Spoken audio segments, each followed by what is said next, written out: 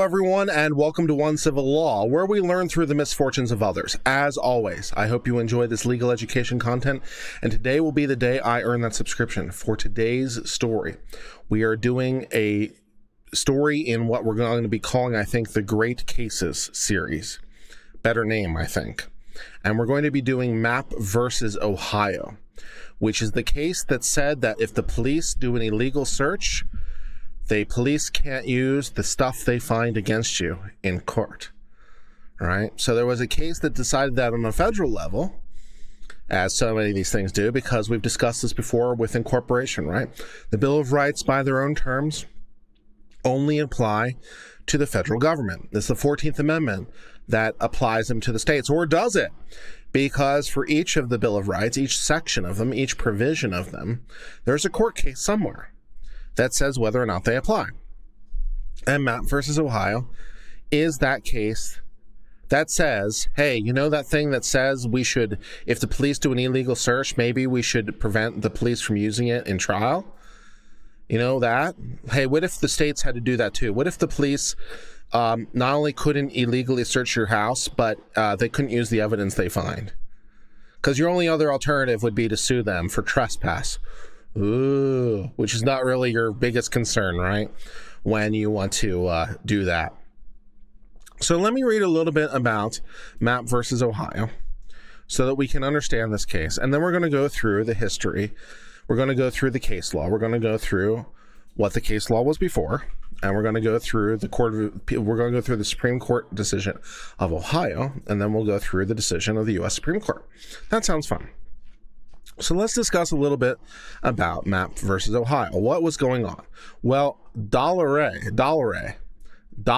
Mapp is a young woman who's involved in illegal gambling operations, as so many people are, right? So there's illegal gambling going on in immigrant neighborhoods, and in this case, some organized crime of a mobster in Cleveland, Ohio. So in 1957, the Cleveland police receive an anonymous tip that a guy they're looking for might be found at Mapp's house, along with illegal betting slips and equipment employed in a numbers game. So what they were doing is it was an illegal lottery, okay? What you would do in a numbers game is you would pick a 3-digit number, right? You would pay some entry fee to play, like $1, whatever, doesn't matter. And this is hypothetical, doesn't really matter, right? You pay some entry fee to pay, you pick a 3-digit number, and if your number came up, they would pay you off. How they choose which number to win, well, there were a lot of different systems in place, but the most common one would be that they'd use the last 3 digits of the total amount that was bet at some racetrack somewhere, because that number was published in the newspaper. So the newspaper would publish how much total was bet at some racetrack somewhere. And they would say, okay, the last 3 digits of that number is the number that is our lucky number of the day, right? So if your number comes off, they pay you off, right? Now they might pay you off at like 600 to 1, right? So if you win, we'll give you 600 times your entry fee. But of course, there are 1,000 possibilities. So like many casinos, the house always wins, right? And this was a common thing that was used around the nation as part of a numbers racket. If you've ever heard that in movies, this is kind of the thing that they were doing in order to, and it was usually, of course, against the poor, the uneducated, the immigrants. That was typically your target of this kind of illegal betting operation. All right, so the police think that a guy they're looking for might be found at Mapp's house, and also might be found at Mapp's house some betting slips and equipment that might be related to this numbers games. All right, so the guy that they're looking for was involved in Cleveland's illegal betting world. He was wanted for questioning relating to a bombing, because of course it's the mafia. And they have ways of expressing business disputes that are not so kind, right? When normal businesses get into a fight, right? When normal businesses get into a fight, they sue each other. When the mafia gets into a fight, they bomb people, right? So he's wanted for a bombing because, of course he is. And and actually, as it turns out, as a little bit of a twist, the person that he was trying to bomb was Don King. And if that name sounds familiar, it's because Don King was a very famous boxing promoter. Okay. So, and I guess he was upset that Don King wasn't fixing the fights or wasn't fixing in his favor or whatever. So he tried to bomb Don King. So the police are looking for this guy. So 3 policemen went to Mapp's home and asked for permission to enter, but Mapp, after consulting a lawyer by telephone, which badass, said no, you can't come into my home. Okay? 2 officers left. 1 officer remained watching the house from across the street. All right, so 3 hours later, more police officers arrived to knock on the door. When Mapp doesn't arrive, they force the door open. Mapp asked to see the search warrant and was shown a piece of paper which she snatched away from the officer, putting inside her dress. They don't have a search warrant. The officers struggled with Mapp and retrieved the piece of paper, which was not seen by her or her lawyers again, and it was not entered into court because it was not a search warrant because they didn't have one. As a result of the search, they handcuffed her initially for being belligerent, for having the temerity to stand up for her rights. Contempt of cop is as much a thing in the 1940s as it is in 2022. You know, you have defied us by saying we can't search your home. That's right. So in her house, during their subsequent search without the search warrant, they found some things they were looking for. They found the betting slips, for example. They also found a pistol and several books of an adult prurient nature. The police arrested them and charged her with some misdemeanor counts relating to the numbers game, but she was acquitted of that charge. All right. Several months later, Mapp was asked to testify in relation to the whole bombing thing because she's part of the association of this mafia crew or whatever. So they think that she has some information that might be relevant to convicting the people that were involved in the bombing. But she says, no, I'm not going to testify. Okay. Now they could charge her with a whole bunch of things, presumably, but what they charged her with was possession of the prurient adult materials, which were illegal at the time. Okay, because we haven't decided that there's a First Amendment right to that material yet. That wouldn't come along till later. So in 1940 or 1930, what was this? 1957, this material, which would be legal today, is illegal. So they're going to charge her and convict her of that. It's not obscene. It's just prurient. Okay, but that's still illegal at the time because we haven't decided the First Amendment applies to that kind of material yet. Mapp was convicted and sentenced to 1 year in prison, despite the fact of the whole not search warrant thing. Okay, so she appeals her conviction, and that is what's going on. That is the story of Mapp versus Ohio. Okay, the police are searching for a guy who's been involved in the bombing or attempted bombing of Don King, famous boxing promoter, in relation to some sort of numbers racket thing relating to illegal betting. Illegal betting and boxing? No. Right? No. Right? She is tangentially involved in this as maybe a girl who runs the face, maybe. She's, the hostess or something, whatever. Doesn't really matter. We want to search her house. We don't have a warrant. No warrant, no problem. We just go into her house, right? We don't have exigency. We don't have some sort of reason. We just really would like to go look into her house. And we find some things, and we charge her first with the illegal gambling, but she's acquitted. And then we charge her with the illegal possession of the adult imagery, for which she's convicted and sentenced to 1 year in jail. That is the history of that. All right. So I thought what we would do first is we would start with the case that Mapp versus Ohio overturns. Right? So this is a case, Mapp versus Ohio is a case that overturns a case. Because so the question, right? The question is, hey, the police have conducted an illegal search. Should we, prevent them from using the evidence against you in court, right? Should we suppress the evidence? Okay. So here's what the Supreme Court said in 1949 in the case called Wolf versus Colorado. They say in prosecution in state court for a state crime, the 14th Amendment of the federal Constitution does not forbid admission of relevant evidence even though obtained by unreasonable search and seizure. Well, that covers that up. So, not so much. So Justice Frankfurter delivers the opinion of the Supreme Court in 1949 saying, hey, how about the police can just use the evidence against you anyway? Okay. So here's what they wrote.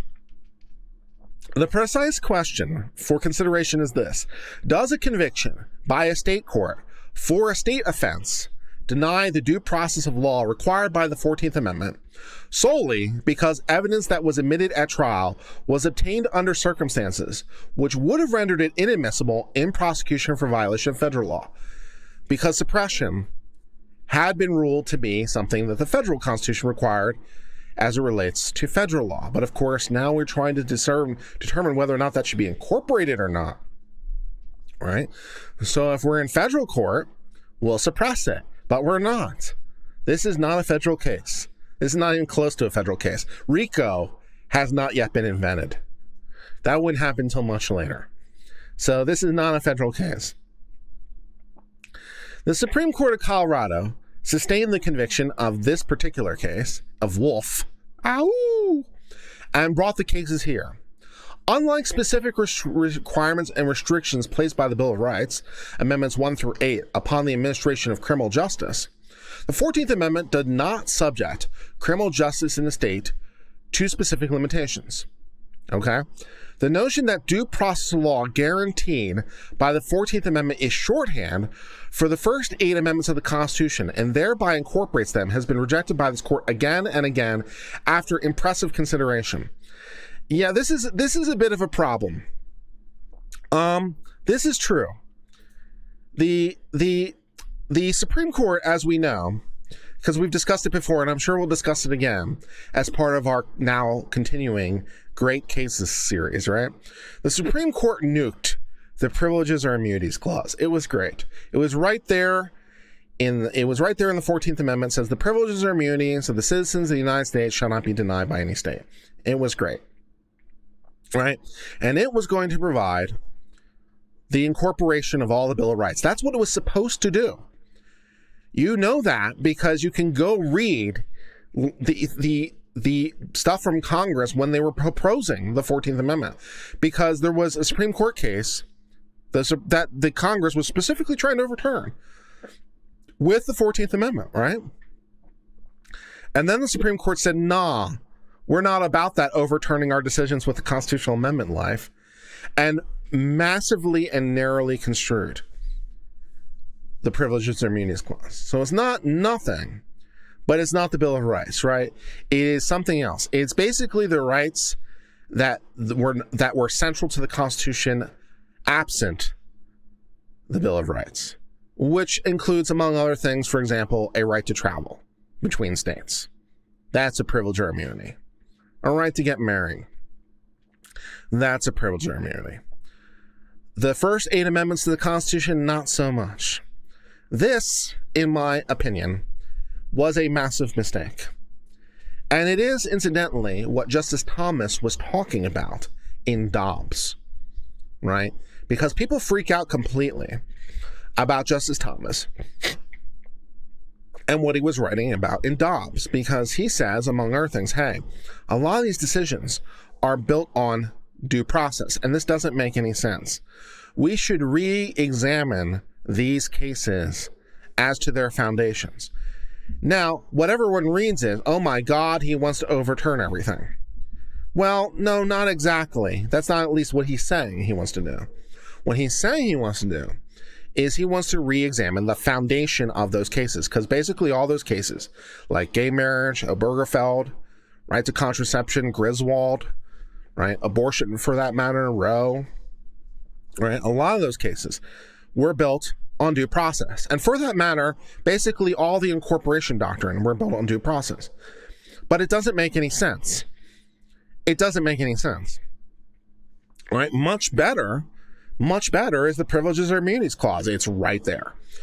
So what Justice Thomas is saying, and what he'd like to do, And, you know, I'm not sure whether or not it's worth the effort at this point, to be honest, but what he's saying is that the idea of substantive due process sucks. Due process is process by its nature. It's right there in the title and everything. Due process is process, right? It's process. The entire concept of substantive process doesn't even make sense. What does that even mean? All the lawyers twitch slightly in their head. Like, it doesn't make any sense, right? But this is the legal fiction we've created for ourselves because the Supreme Court, for reasons that pass all understanding, refuses to just overrule the slaughterhouse cases and just make the Privileges or Immunities Clause great again. I'm going to start making some hats in red. Make the Privileges or Immunities Clause great again. And that's what I'm going to do. Now, while they were not making the Privileges or Immunities Clause great, because they said, hey, the Bill of Rights, that's not privileges or immunities. So what a lot of smart lawyers did was said, hey, what about due process? And what this sentence is referring to here in 1957 is saying, hey, we've been asked about this over and over and over again, and we've repeatedly said due process doesn't include the first 8 amendments. They sure did. They sure did. Like from the late 19th century through, I don't even know when they first started changing their mind, the 1960s or something like that, right? And they weren't taking the Bill of Rights seriously. They weren't giving it under due process either. So the entire Bill of Rights has now been incorporated into due process. But in this isn't actually 1957. This is in 1949. In 1949, the Supreme Court hasn't done that yet and has repeatedly rejected doing that. So they nuked the Privileges or Immunities Clause in the late 19th century, and then for 50 years refused to incorporate any of the Bill of Rights against the states. And then someone eventually decided that was a dumb idea. But for 50 years, they kept saying, we're not going to do it, we're not going to do it. And then the last 50 years of our time, like 1970 to now, has just been doing it. It would have been a lot better had they just unnuked the Privileges or Immunities Clause instead of doing the whole substantive due process thing, but, you know, I guess beggars can't be choosers. So that's what they're talking about. That's what they're talking about.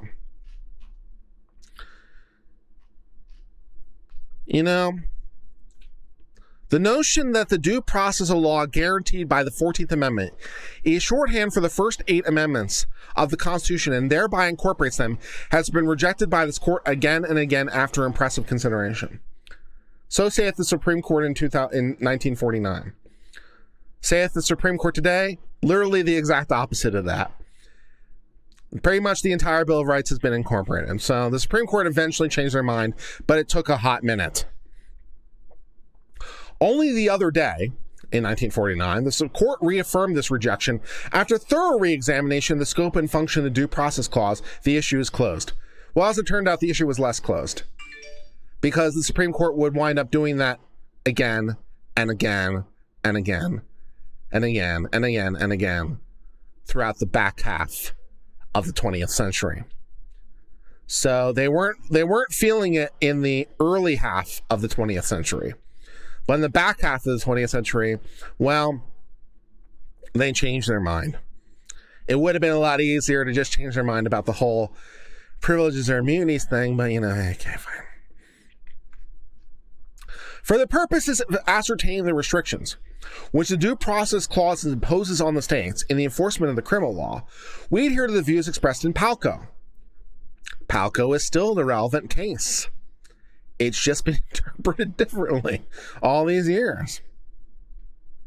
Palco basically speaks to those things that are so fundamental and so important, right? Palco is the backbone today of incorporation doctrine. It was the backbone of not incorporation doctrine for the first 50 years of the 20th century. Now it's the backbone of incorporation doctrine. So our views on Palco have somewhat changed, without overruling Palco, mind you. Palco is as much good law as it ever was. We've just radically changed what we think it means, apparently, which is kind of hilarious. That decision speaks to us with great weight of authority, particularly in matters of civil liberty, of a court that included Mr. Justice Hughes, Mr. Justice Brandeis, Mr. Justice Stone, and Mr. Justice Cardozo, to name only the dead. Now, I mean, those are some big names. Brandeis and Cardozo. I mean, those are some big, heavy hitters of the Supreme Court.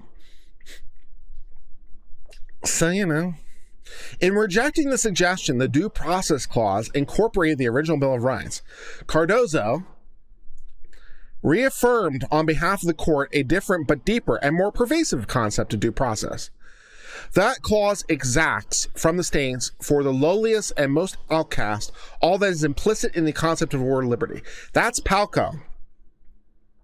That's Palco. Our views on what is implicit in the concept of ordered liberty has changed radically. Right? Without changing one word of Palco, we've just changed what we think is implicit.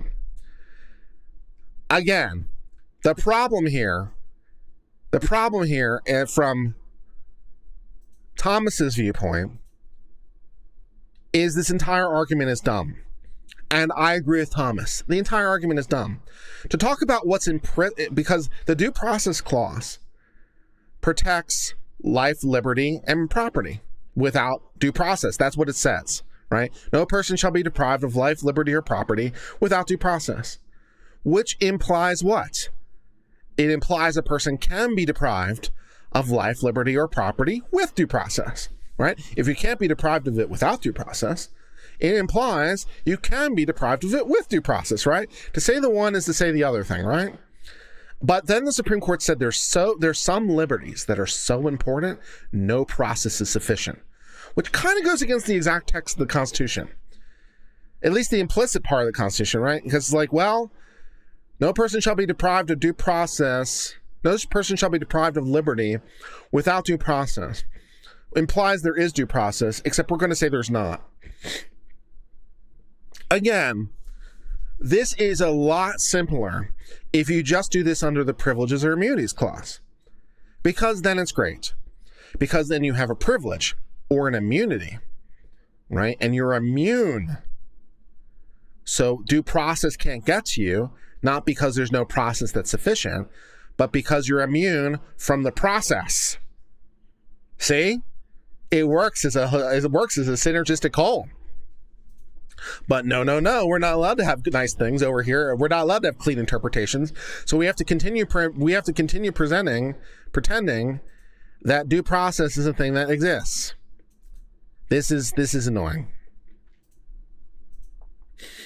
I mean, substantive due process. Procedural due process obviously exists. Substantive due process, not so much. It doesn't really flow from the text.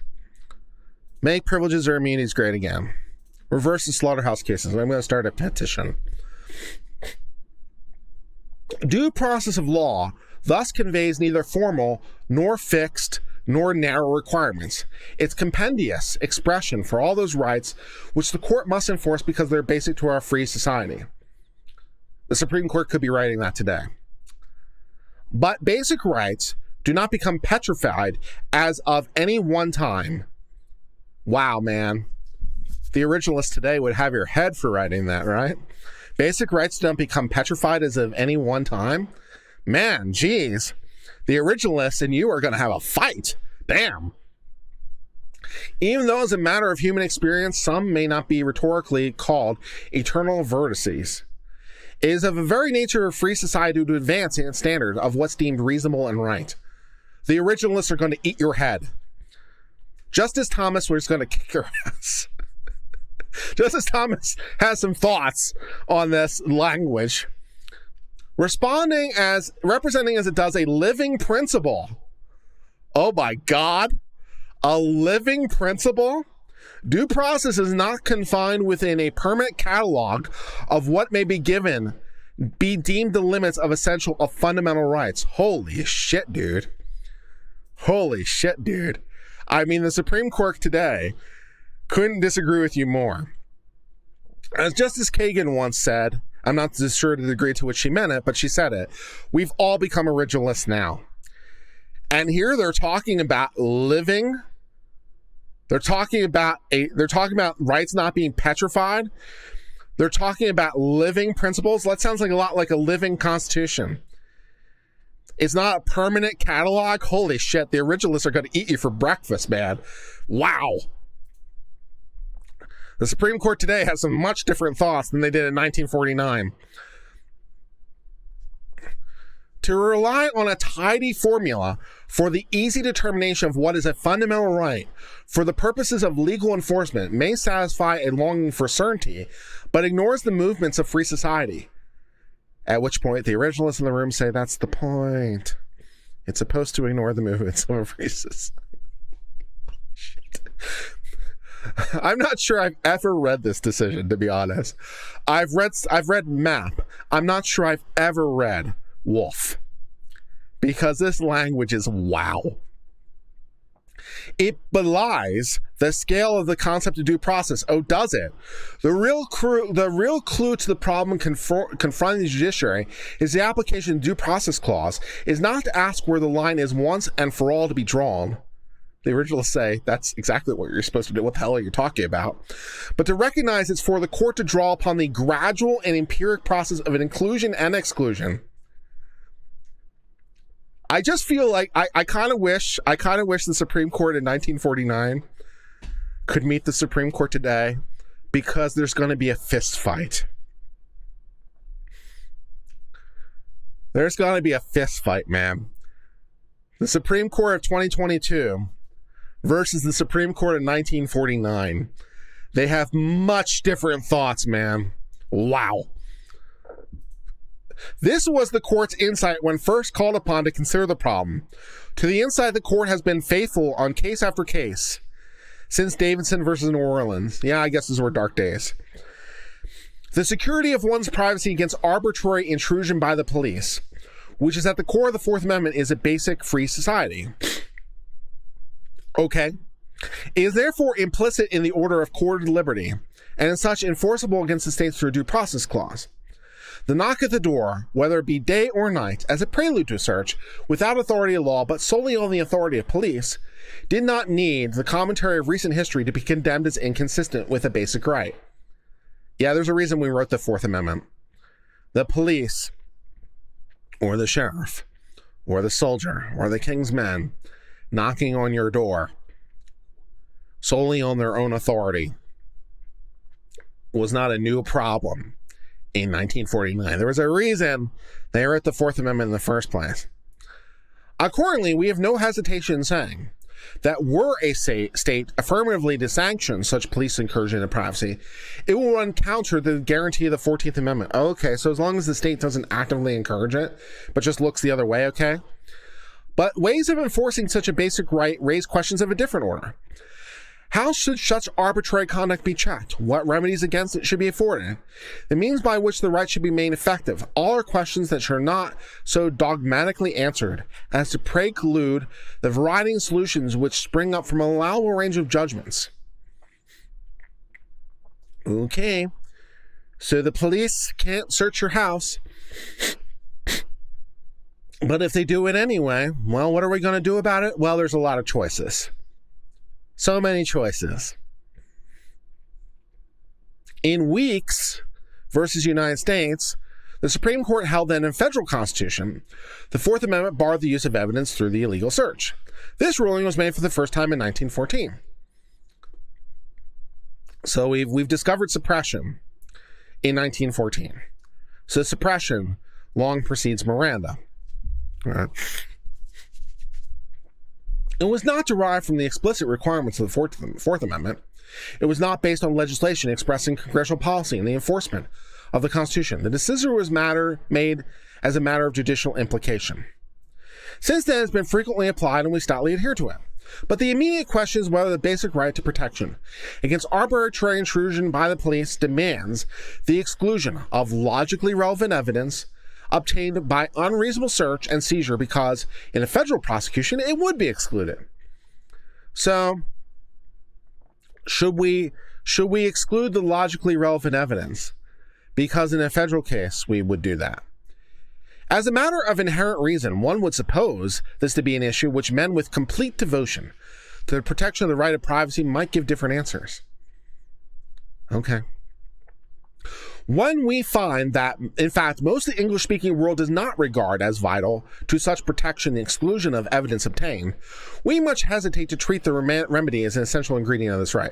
The Supreme Court today would have words on the basis of the fact that most of the English-speaking world. This was, I think, one of the better points of analysis in Heller, for example. The question is not what is essential to a concept of ordered liberty. The question is what is essential to our concept of ordered liberty. That's the question, right? Do you need a Second Amendment in order to have ordered liberty? Well, arguably no. But that's not the question. The question isn't, are countries in the world that don't have a Second Amendment free? Right? That's not the question. Right? Is it essential to ordered liberty? Wrong question. Is it essential to our concept of ordered liberty? That's the relevant question, at least according to a modern Supreme Court that actually pays attention to the Constitution. So, good times. The contrary views of the states is particularly impressive in view of careful reconsideration they've given the problem in view of Weeks. So, of course, states, as always, are free to give more rights than the U.S. Supreme Court requires. So some states, taking view of Weeks, have applied it to their individual state law. 27 states have opposed it. Since 47 states have taken, so since Weeks, 47 states have taken a look at it. 20 said no, 26 said that they looked at it, and 1 said, yeah, we should probably do that. So not a huge ringing endorsement from the states. 31 states at the time reject Weeks, and 16 states are in agreement with it. So some states required suppression before Weeks was even decided. Because again, the states are free to allow more. So even before the federal Constitution required it in 1914, some states said, we shouldn't do that. 31 say we should. And then we're going to talk about foreign law, which today, the Supreme Court would eat you alive. Of 10 jurisdictions within the United Kingdom and the British Commonwealth of Nations, none have suppressed evidence. The modern Supreme Court doesn't care. The jurisdictions which have rejected the doctrine have not left the right of privacy without other means of protection. Oh, good, we don't have to suppress the evidence. We have other choices. Indeed, the exclusion of evidence is a remedy which directly serves only to protect those upon whom the person or premises something incriminating has been found. Yes, that's true. Right. Yes, we're trying to protect the rights of that person. Correct. We cannot therefore regard it as a departure from basic standards to remand such persons, together those who emerge scatheless from a search, the remedies of private action, such as, for example, suing the police. So it's okay. You don't need your suppression hearing. You can just sue the police for violation of your Fourth Amendment rights. Can you, though? Can you? Granting that in practice, the exclusion of evidence may be an effective way of deterring unreasonable search, it is not for this court to condemn as falling below the minimum standards assured by the Due Process Clause a state's reliance upon other methods. Hey, you can sue the police for the trespass. Hooray, that's good news.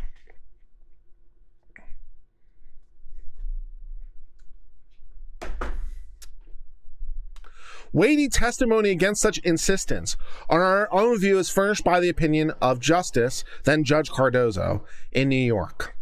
We cannot brush aside the experience of the states which deem the incidence of such conduct by the police too slight,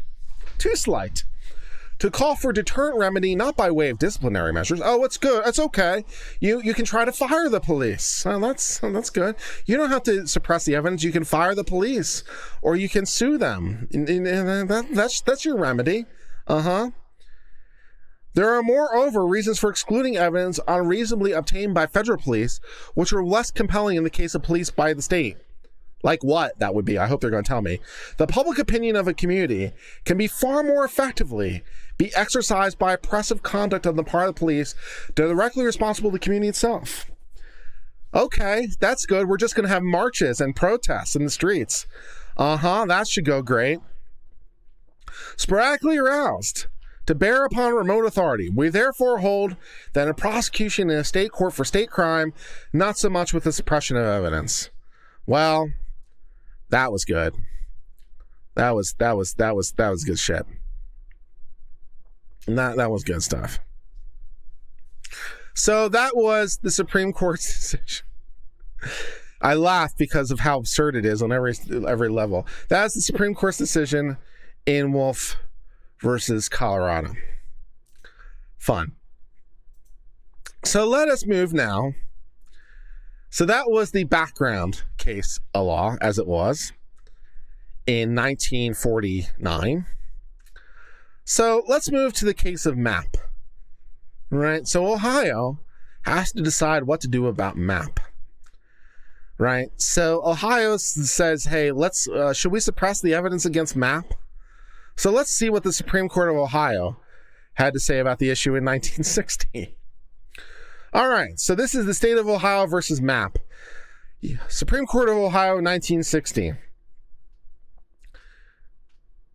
The books and pictures and evidence in this case represent, defendant knew at the time she was charged with having possessed them, the lewd and lascivious books and pictures. I mean, that's one way of putting it. Prurient is another way. Lewd and lascivious. So she's possessing some naughty books. However, the defendant contends they were not in her possession or control within the meaning of the words of the law. Defendant offered evidence to prove these books and pictures belonged to a man who had rented from her and occupied a room in her home, so they weren't her books. That when she learned he was not going to return or use the room for the balance of the month which had been rented, she decided to use the room for herself and to pack up his belongings and store them until he came for them. In doing so, she found the lewd books and pictures and packed them up in a box and one of her suitcases with his other belongings for the purpose of storing them until he came. And she never looked at the books and pictures again before they were seized by police. So they weren't her books. They were a man that was renting from her, a tenant who has left behind his books, and she was merely keeping them for his sake. Okay. In our opinion, the evidence of the defendant establishes she had the books and pictures in her possession within the meaning of the words. Well, I mean, they were in her suitcases and stuff, so, there's that. Her evidence clearly discloses the evidence that the defendant not only took possession and control of the room, but also the books and pictures that she knew to be lewd because she looked at them. So she took them into her possession. Here it follows that the code that was applied in this case is not unconstitutional and void. Again, we haven't decided the First Amendment applies to the naughty pictures yet. So in 1960, yeah, that's not unconstitutional. Today it is, unless we're going to go to obscene. But, they're not saying it's obscene. They're just saying it has a prurient flair to it. Right? And if we assume there's error in the trial court charge, such errors could not have prejudiced the defendant. It therefore becomes necessary to consider the constitutional question. So she's in possession. Sure. I mean, she did physically take possession of them and physically box them up and physically put them in her suitcase. And she does know what the materials is. So that's probably possession enough under the relevant law. So fine. And the First Amendment doesn't protect this material in 1960, so fine. So since the First Amendment's not going to be a problem, how about the Fourth Amendment? Defendant contends the due process clause of the 14th Amendment was violated by her conviction for possession and control of these books and pictures, since that conviction was based upon an unlawful seizure. The police just broke into my house and they took stuff without a warrant. The Fourth Amendment says something about a warrant. It also says something about the home. I heard rumor that the home is special. What do you think, Ohio Supreme Court? No warrant was offered in evidence because it doesn't exist. There's no testimony as to who issued any warrant, as to what warrant contained. It doesn't exist. And the absence from evidence of any such warrant is not explained. It doesn't exist. There's nothing in the record tending to prove what inference may be drawn, and no one has ever suggested that any warrant that we may assume is there may have described anything other than policy paraphernalia as thing to be searched for. I love how the Ohio Supreme Court is now just assuming into existence a warrant that there's no testimony or evidence to. That's fun. Our state requires a search warrant. So, it requires a search warrant to particularly describe the things to be searched for. Our Constitution specifically forbids the issuance of any warrant except upon probable cause, supported by oath. Hey, wait a second, that sounds familiar. That's in the United States Constitution too. It's also in the Ohio Constitution. Of course, the Ohio Constitution only has to track the text of the U.S. Constitution. It can do more, but it doesn't have to. So, I mean, that language apparently means not that. So, okay. Admittedly, therefore, there was no warrant authorizing the search of defendant's home for any book. Well, this is normally where we get off the train, but not so much in 1960. However, our court has held that evidence obtained by unlawful search and seizure is admissible in a criminal prosecution. That's not a problem. Yeah, we definitely broke into your house without a warrant, without probable cause, and we found the criminal material, and that is totally not a problem. We are absolutely going to use that in a criminal prosecution against you. The Supreme Court of the United States says the Constitution of the United States does not usually prevent a state court from holding, citing Wolf, which we just read. Subsequently, a court has held that a conviction obtained primarily by introducing evidence of narcotics seized not only during an illegal search, but by means of physical assault upon the defendant violated due process. So we do have some standards over here in Ohio. So if they bust down your door, that's not enough. But if the police physically assault you on top of it, then maybe we'll think about doing something about it. How generous. Although there are statements in the majority opinion in that case that will support a reasonable argument that conviction in this case should be set aside because the methods to obtain the books were such to offend a sense of justice, later decisions have refused to follow that case in instances not involving the acquisition of evidence by the use of brutal or offensive physical force. So not just any physical force, mind you, brutal force or offensive, which, for the police is probably going to take quite a lot. So the police can kick down your door and use some force, probably a great deal of force. The police's view of what brutal force looks like is probably a little different than your or mine. So, but hey, there's a standard somewhere. If they beat the shit out of you without a warrant and then search your home, maybe then we'll care. There is no evidence of any incriminating evidence in the instant case that was taken from Mapp by use of brutal or offensive physical force. So they didn't beat the shit out of her. So we don't care. Hence, we conclude that the code applied in this case is valid. The due process clause of the 14th Amendment was not violated by the conviction. Although the conviction was primarily based on the introduction of evidence of the books, like what else could possibly be, during an unlawful search. So the Supreme Court of Ohio concedes it's an unlawful search. They just choose not to care. And they're not required to care in 1960. I mean, this is the part of the exercise where I say, thank God for the modern Supreme Court. Because 1960 wasn't that long ago. And in 1960, so, I mean, it's only 62 years ago. That's not that long, man. That's not that long ago. So thank God for a more modern Supreme Court view, because damn. The constitutionality of the regularity of obscene literature is considered in a recent annotation. Now, they talk about obscene. I don't think that they mean the same modern definition of obscene, because up till now, this is the first time that anyone has mentioned the word obscene. There is a decided difference between pornographic and obscene. under the law. Of course, that decision hasn't been written yet, so I'm not sure their use of obscene would be what we would use in a legal sense as obscene today, right? So I don't think you want to get that confused.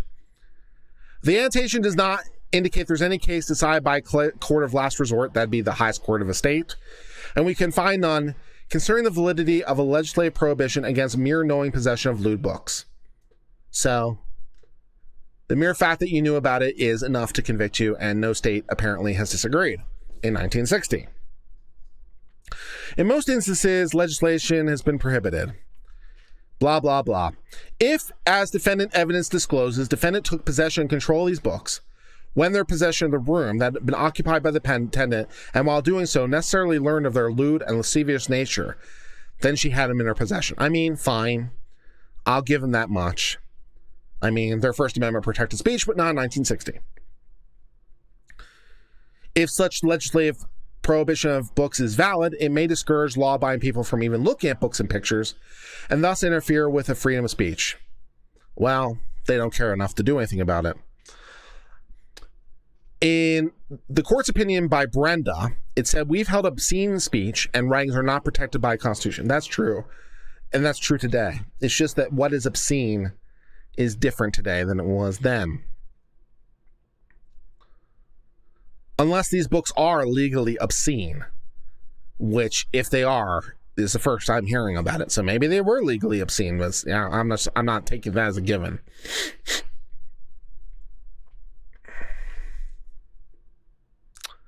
Okay, so that's the end of that, right? We've covered it for everything we want to cover it for. We covered it for the fact that unless the police beat the shit out of you, we're not going to do anything about it. So, yeah. So finally, let us end our stream with the laws that exist today.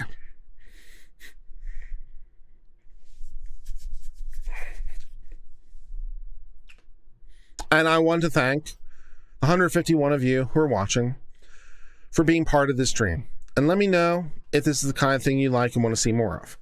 Because, I try to produce content that you guys like. And, if this content is not to your liking, or this content otherwise that you would like better, or you think would be more appreciated by people, let me know. Because I try to produce content that people like. And perhaps this isn't it. And we'll reassess as we go on.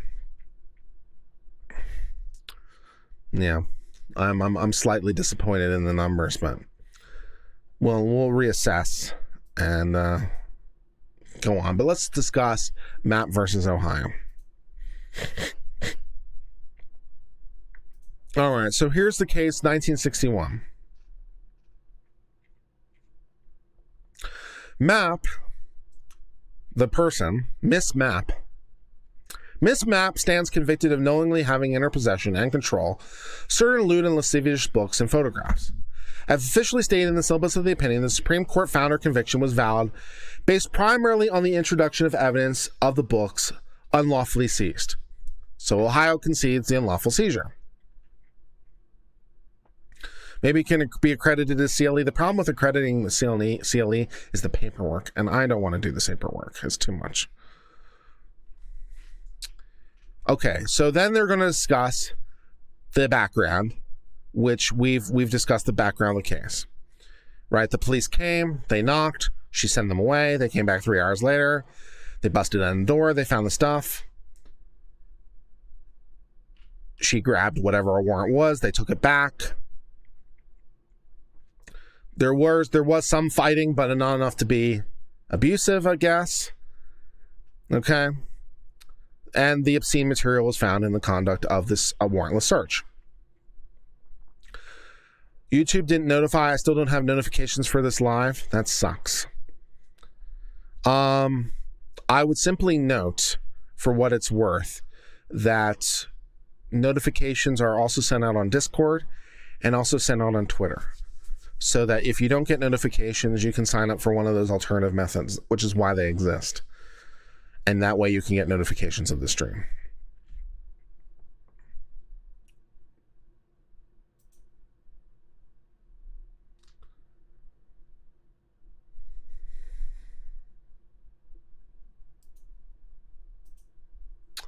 At the trial, no search warrant was produced by the prosecution, nor was failure to produce it explained for.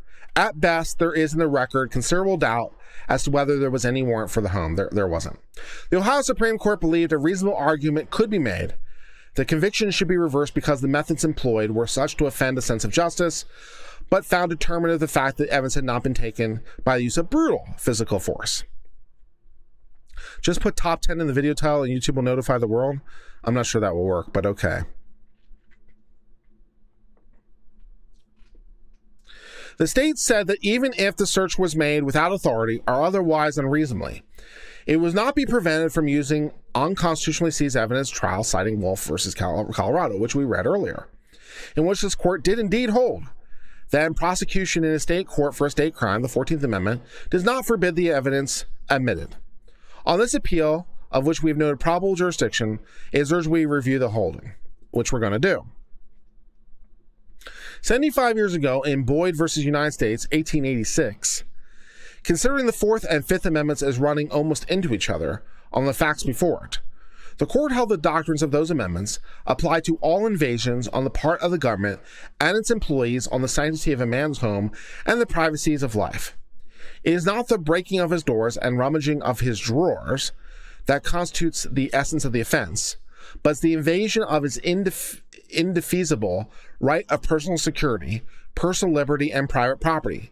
Breaking into a house and opening boxes and drawers are circumstances of aggravation, but any forcible and compulsory extortion of a man's own testimony or of his private papers to be used as evidence to convict him of crime or forfeit goods is within the condemnation of the amendments.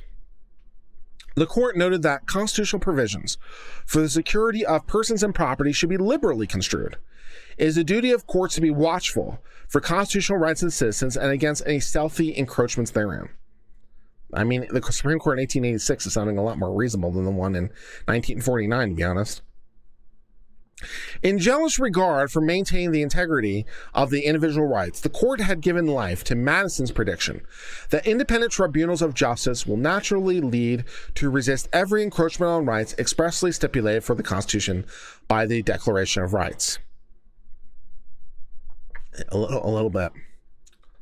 Concluding, the court specifically referred to the use of evidence seized as unconstitutional. Less than 30 years after this court, in Weeks, in 1914, the Supreme Court said, Thank you, Marie, that's very kind of you.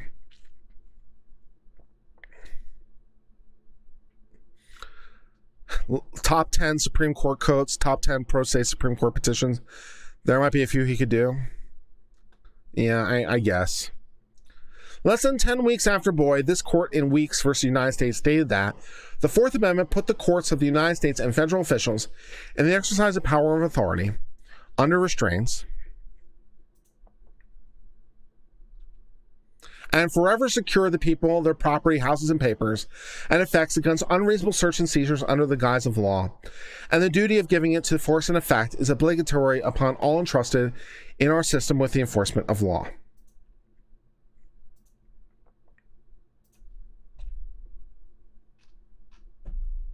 Specifically dealing with this use of evidence unconstitutionally seized, the court concluded if letters and private documents can thus be seized and held and used in evidence against a citizen accused of an offense, the protections of the Fourth Amendment declaring his right to be secure against such searches and seizures is of no value, and so far as those are concerned, might well be stricken from the Constitution. The efforts of the court and their officials to bring the guilty to punishment, praiseworthy as they are not to be aided by the sacrifice of those great principles established by years of endeavor and suffering, which have resulted in the embodiment of the fundamental law of the land. I mean, yeah, a little bit, right? I mean, to bring the guilty to justice is a goal, but the Constitution, though, is a thing. Yeah.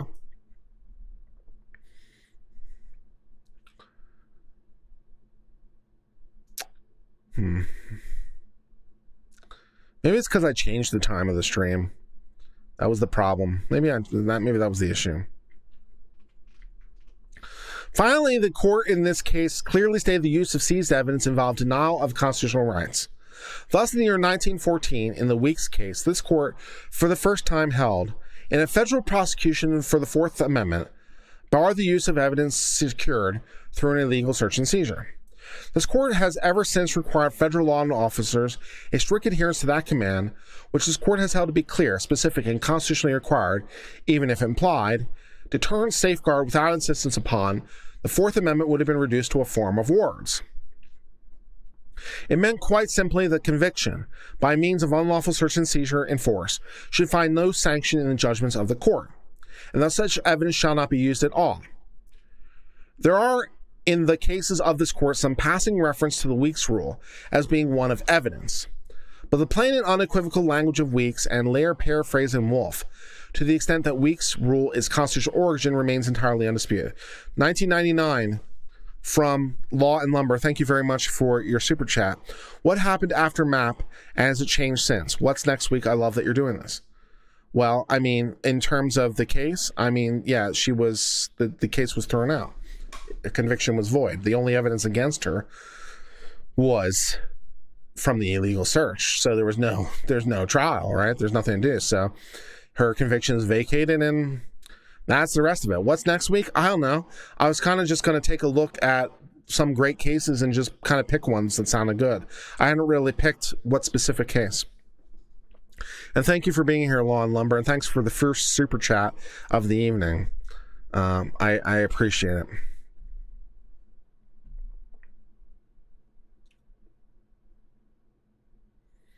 Yeah.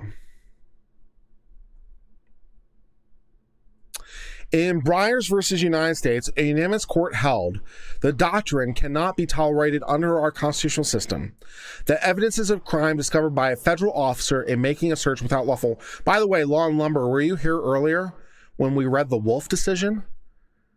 The one that this overruled? We read the Supreme Court decision this one overruled, and holy shit, dude. I mean, the language. The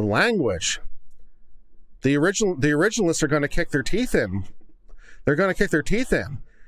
The rights established by due process are not to be fixed and rendered rigid.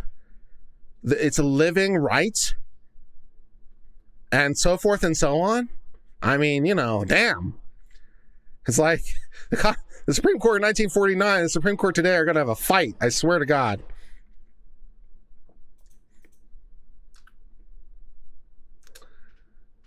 This court in Olmsted is unmistakable language restating the Weeks rule.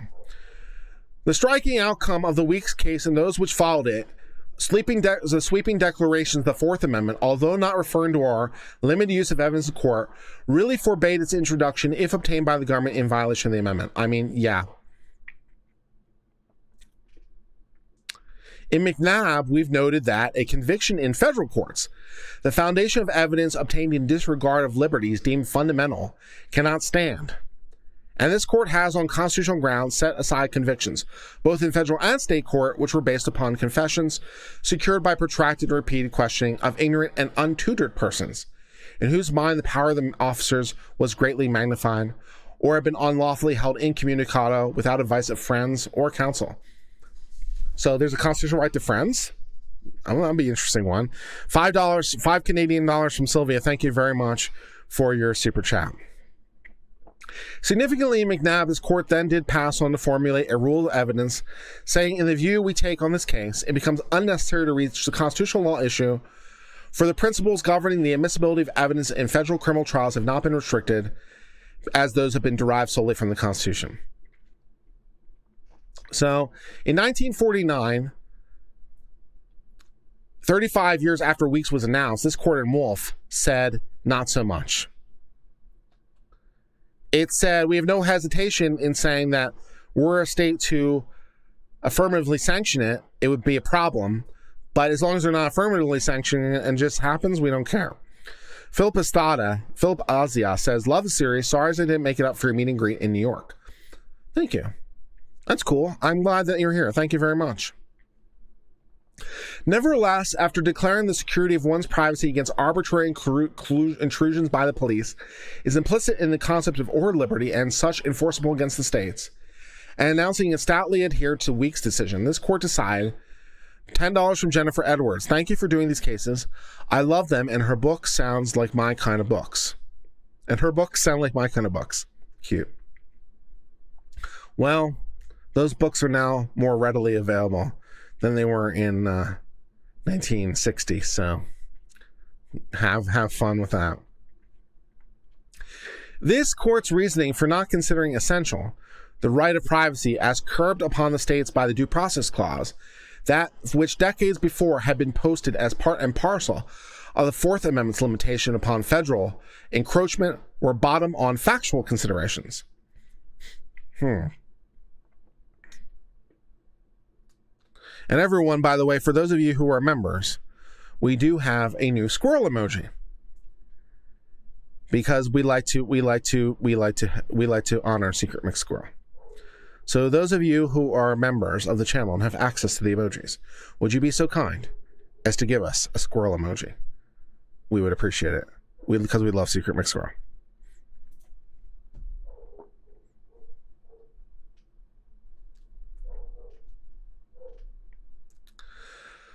While they're not basically relevant to a decision, the exclusionary rule is an essential ingredient of the Fourth Amendment, as the right it embodies is vouchsafed against the states by due process.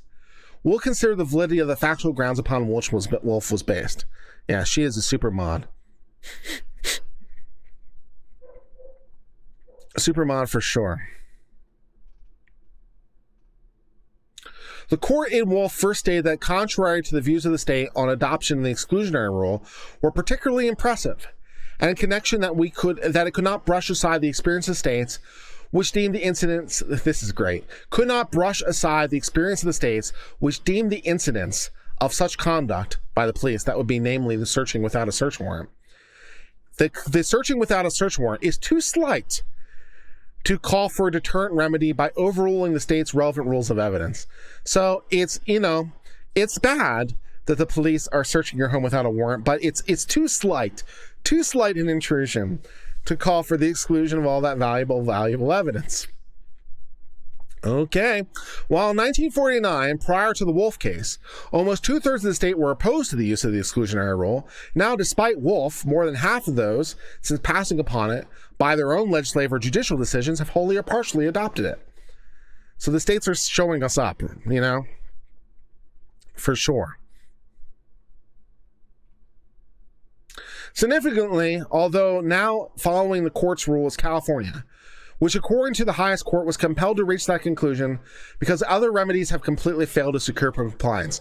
No, you don't say. You don't say that the remedies of suing the police officers for the trespass and trying to go after them in a disciplinary procedure were insufficient to discourage the police? No.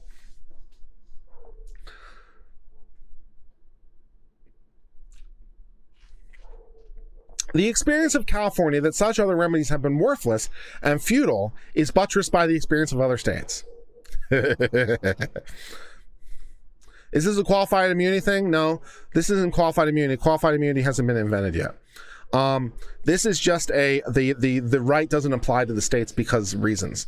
This is just the first half of the 20th century. This isn't qualified immunity.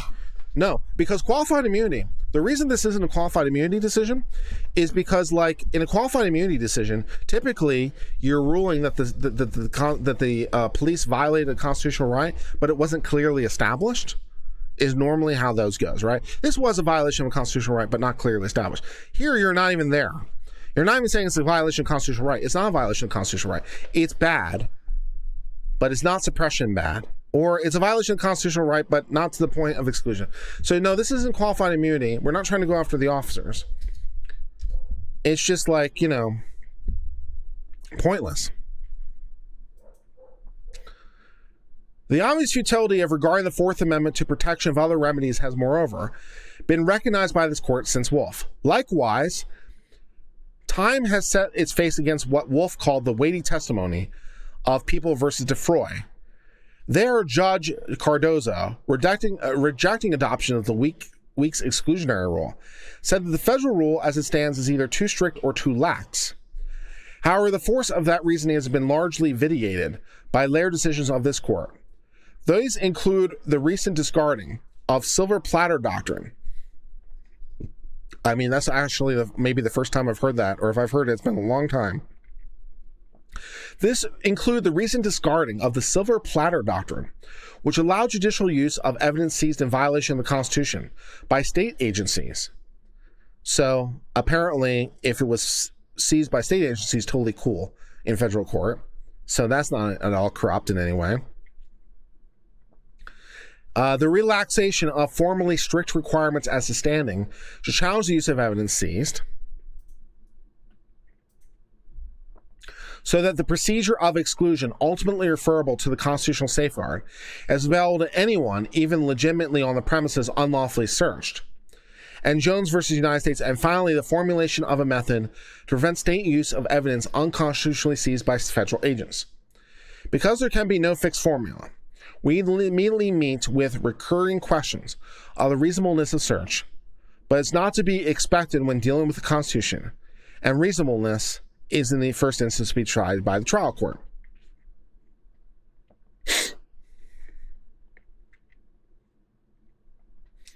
It therefore plainly appears the factual considerations supporting the failure of the Wolf Court to include the exclusionary rule when it recognized the enforceability of the right to privacy against the states in 1949, while not basically relevant to the constitutional consideration, could not, in any analysis, now be deemed controlling.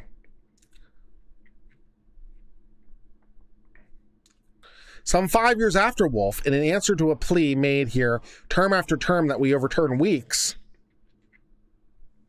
this court indicated it could not do so until the states had an adequate opportunity to accept or reject the rule. I don't know why. I mean, why do we have to give the states an instance to pass on it in the first instance?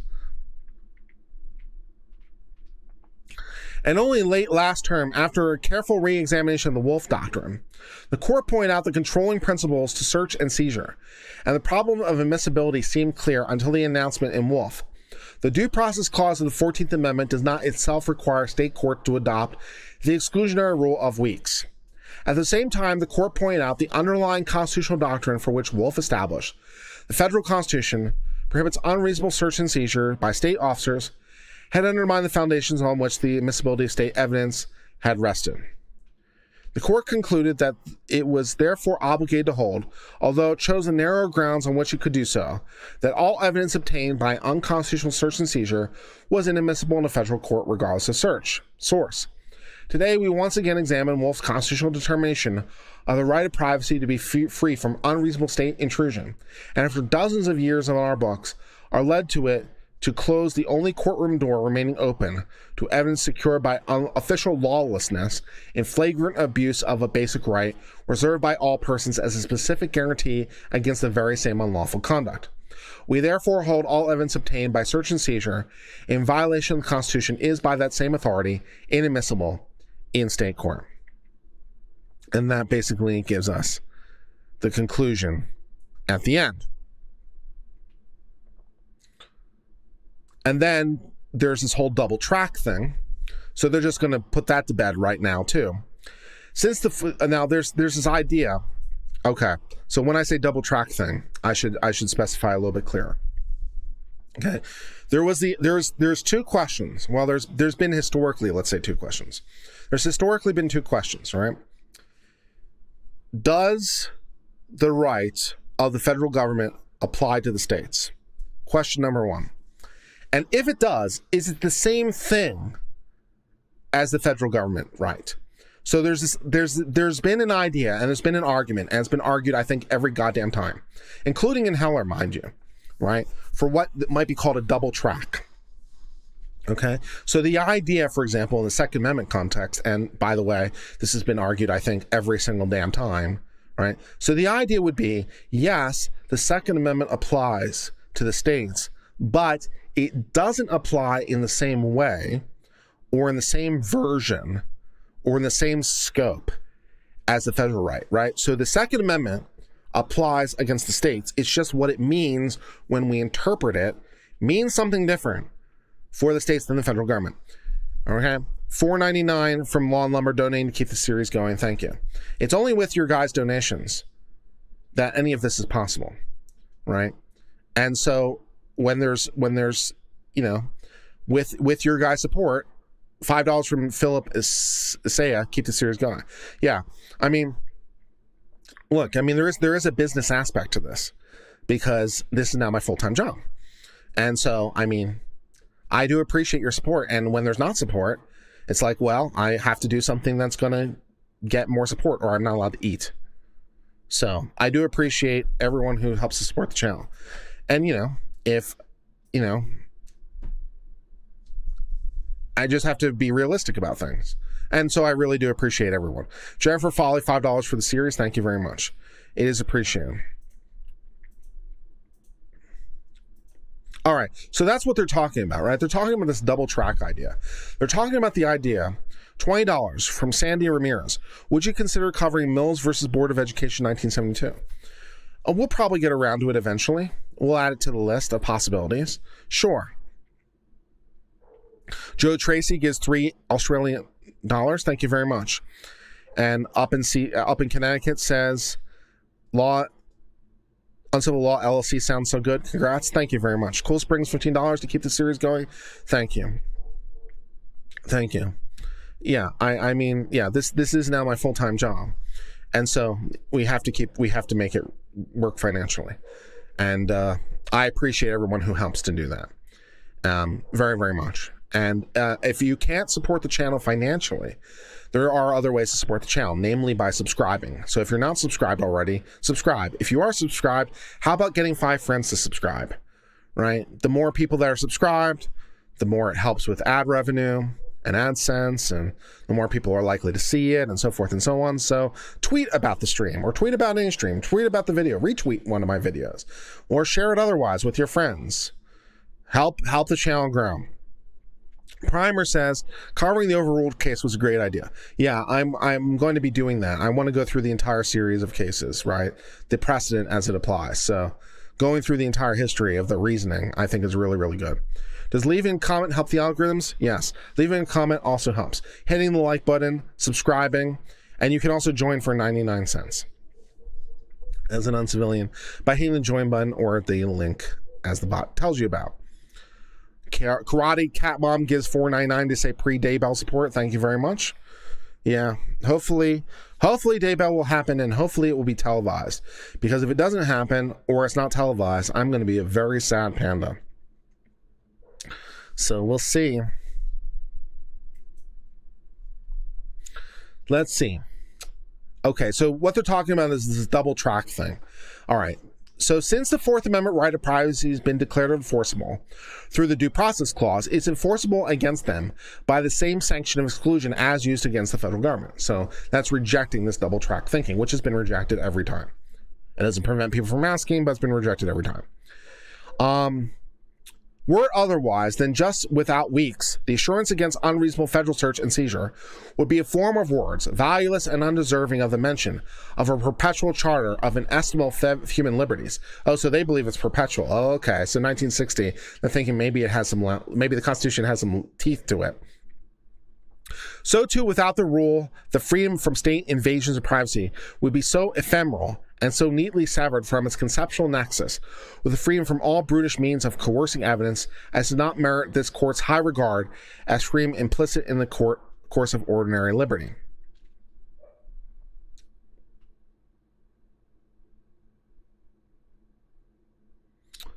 Cool Springs, there's only one join amount level, so at the moment there's only one membership level at the moment, so I might have to yeah. Also, you can support the channel, by the way, for clicking on the Amazon link, right? So the link posted, right? If you shop on Amazon, why don't you just click through my link, right? It costs you nothing extra. And, Amazon will send me a check. Daybell update before you end Saul Sunshine motion. Well, is there an update on the Daybell thing? Philip Isaiah says, can we do Heller? We'll definitely do Heller at some point. For sure. If this series keeps going, we'll definitely do Heller. Is there an update on Daybell? Is there anything new that's going on? We could read a chapter from the book. Yeah. No, it's just a link to the front Amazon page. Yeah, it's just a link to the front Amazon page. But if you're interested in any of the specific equipment I use to film this program, those specific links are below. You just saw you want to cover the motion by a reporter, wanted you to give us the rest of the details. The rest of the details is that the reporter was denied initially and had to refile, and I don't know what happened since then. That didn't happen since today's post. The denial happened like a week ago. The video was a little bit old. Luke Pearson gave $2 New Zealand dollars. Can we do Griffin on the anniversary of Kyle Cross? I'm not going to commit to doing anything on any particular day, but it's an interesting idea. Am I doing the Murdoch case? Yes, I definitely am, as things develop. So I suppose in the absence of Daybell, we'll be able to do Murdoch, so that's good.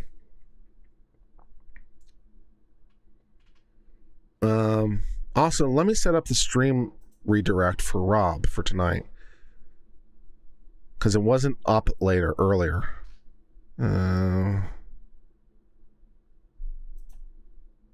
Rob, is your stream for tonight up? Or are you not doing a stream tonight? Because I don't see it in my options. I can't redirect to you. Is your stream up for tonight? Are you doing a stream tonight?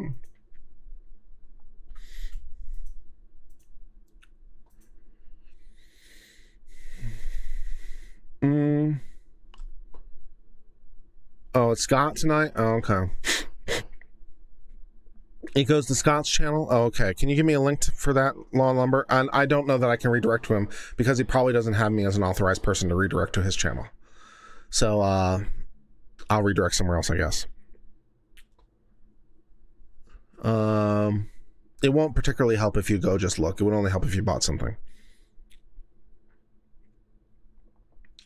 The right of privacy, which conceded operatively enforced against the states, was not susceptible to destruction by a volition of a sanction upon which its protection and enjoyment had always been deemed dependent upon Boyd, Weeks, and Slitherthorne. Therefore, in all extending the substantive protections of due process against constitutional unreasonable searches, state or federal, it was logically and constitutionally necessary the exclusionary doctrine, an essential part of the right of privacy, be also insisted upon as an essential ingredient of the right newly recognized by Wolf. In short, the admission of a new right by Wolf could not be consistently tolerated denial of the most basic privilege.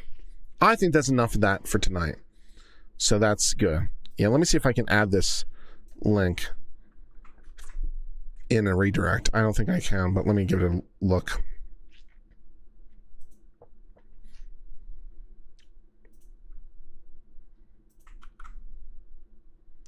Let me see.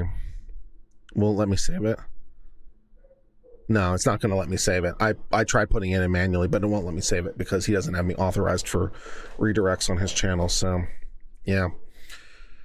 So, oh well. We try.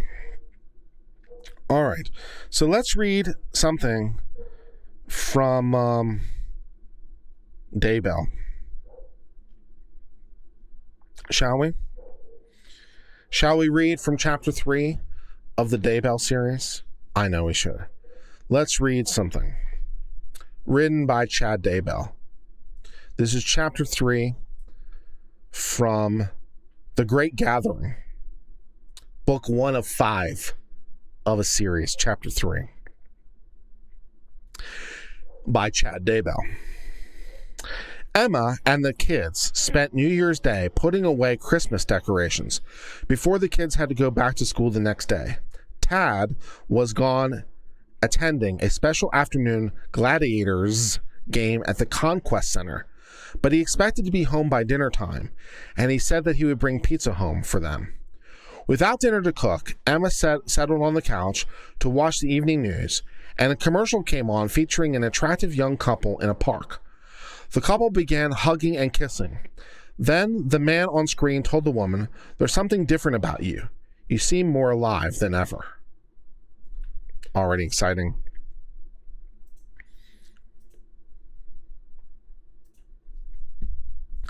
The woman gave him a confident smile. "It's because I got the chip. You need to get the chip too." For those of you who missed our last segment, the U.S. government is giving people chips in their hands and brains and stuff. So Yeah, okay. They're microcomputer chips for like payment and stuff. Okay, so that's what they're talking about. So she's gotten the chip. The couple kissed passionately again before the woman turned to the camera and said softly, "Get the chip." Emma bolted out of her chair. Grandpa North was right. The government is starting to push the chip. Wow. During every commercial break throughout the rest of the night, there was a 15-second variation of that first chip commercial. The ads didn't give any real explanation about the chip, but they also certainly left viewers with a desire to learn about it. When Tad arrived home, Emma told him about the chip commercials, and they watched several of them. He noticed that each commercial targeted a different segment of the population just right. Parents, do you know where your kids are? Get the chip and you always will. The computer chip also has GPS. Don't be a victim of identity theft. The chip makes sure that your identity stays with you. Are you tired of fiddling with clumsy debit cards? Get the chip and you'll never worry about cash or credit again. I just got my driver's license, but I don't need to carry it with me. Who needs to worry about a wallet when you've got the chip? As the days passed, the commercial gave small clues about the chip. In one advertisement, a voice said, "No more papers to sign, no more waiting for your loan to be approved. Get the chip." Then it showed a man in a business suit walking into a car dealership, swipe his hand over a scanner, and then drive away in his new sports car. At the end of the commercial, he leaned out of the car window and pumped his fist excitedly before shouting, "Get the chip." Soon, the whole nation was talking about the chip. Most people didn't have a clue what it was, but they knew they wanted one. The following week, the ads began to play parts of a new song that was being played on the radio. Tad heard it twice during a single trip to the store. The song had a catchy synthesizer rhythm and consisted of only a few words. Over and over, an electronic voice sang, "It's hip to get the chip. Yeah, yeah. Do it right and don't get left behind. It's hip to get the chip." When the song ended, the DJ said, "That's the new smash."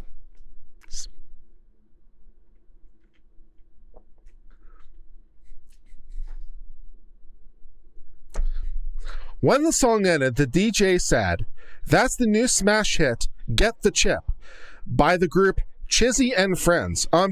Chippy and Friends. Let me reread that line, because it really deserves to be expressed in its original Chad Daybell written glory. Let me give that another shot. When the song ended, the DJ said, "That's the new smash hit, Get the Chip," by the group Chippy and Friends. It's a stupid name for a group, but that song is awesome. Within 2 days, a music video for the song began airing. The video featured Chippy, a square computer animated microchip with arms, legs, eyes, and a mouth. He was muscular and the size of a human. Okay. In the video, Chip was at a dance club hanging with a group of famous professional athletes. Beautiful, scantily clad women would approach the group and completely ignore the sports stars. Instead, the woman fought for Chip's undivided attention. The video ended with Chip singing on stage with some of the nation's biggest music stars, dancing a choreographed routine and singing, "It's hip to get the chip." "That's the dumbest video I've ever seen," Emma said. The fact that such a terrible song is so popular is proof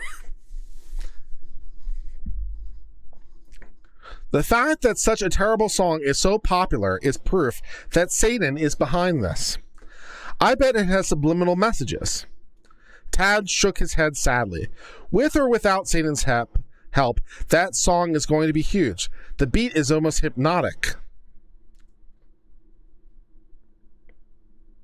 Tad was right. The song shot straight to #1 on the Billboard Hot 100 chart, and it became the most downloaded song ever on Apple's iTunes.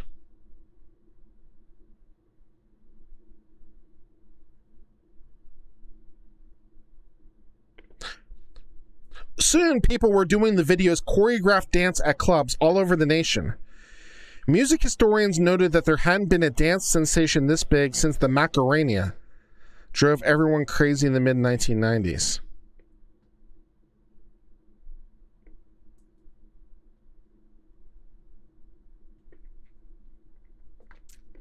However, despite all the chip mania invading every aspect of the popular culture for several weeks, there still hadn't been any explanation about what the chip actually was.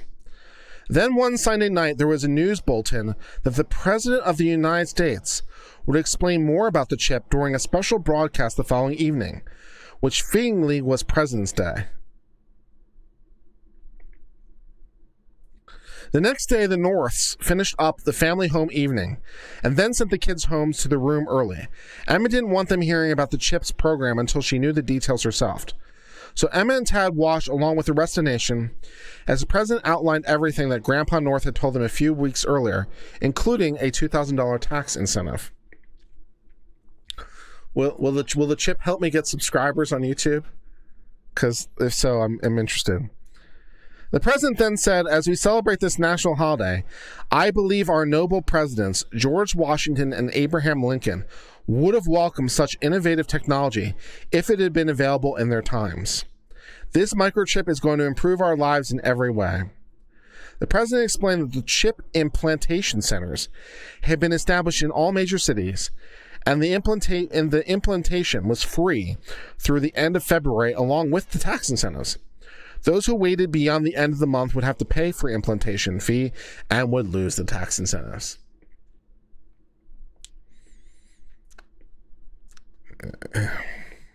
The president ended the broadcast by saying, "This program will boost our economy, reduce crime, and make our lives much more efficient. It's a 10-second procedure that only stings a little. I know because I received the chip myself earlier today." He held up his right hand and the camera zoomed in on it. The president pointed a tiny puncture on the back of his hand. "See, it's hardly noticeable," he said. "As a nation, what have we got to lose?" Emma went to bed with a sick feeling, sensing the nation had everything to lose. Thus ends that portion of chapter 3. Well, my friends, that is a lot. In this section of the book, we've learned about the government's plan to put the mark of the beast in everyone's hand with the microchip that is used for identity and making payments and stuff, and also GPS locations and being able to find your kids. And everyone and Satan himself is behind the hot song "Hip Hip to the Chip," which apparently is #1 on the Billboard. And the president of the United States says, "What is a nation we have to lose?" So, I mean, you know, there is all those things. Is the chip available on my Amazon link? Sadly, no. It is not available on my Amazon link. The chip is not yet available, as disappointing as that is. So, there's some more work. There are some more works of Chad Daybell. And this, I enjoyed this section very much. I enjoyed the rollout of the chip. I enjoyed how it's going to make my life better in every way, and so forth and so on. So, yay. So I think that will bring us to the end of tonight's show. So I want to thank everyone who is here. Thank you for all those of you who super chatted. It does make a huge difference. It lets me know what kind of content you guys like and what kind of content you guys don't like, right? I mean, you know, your support shows me like it's a very objective measure of whether or not I'm doing good or not in a lot of ways. So I do really appreciate it. And I think we'll try again next week as well. And hopefully get the time right, because maybe that was the issue. So we'll see. So I'm going to, I guess, sign off for now.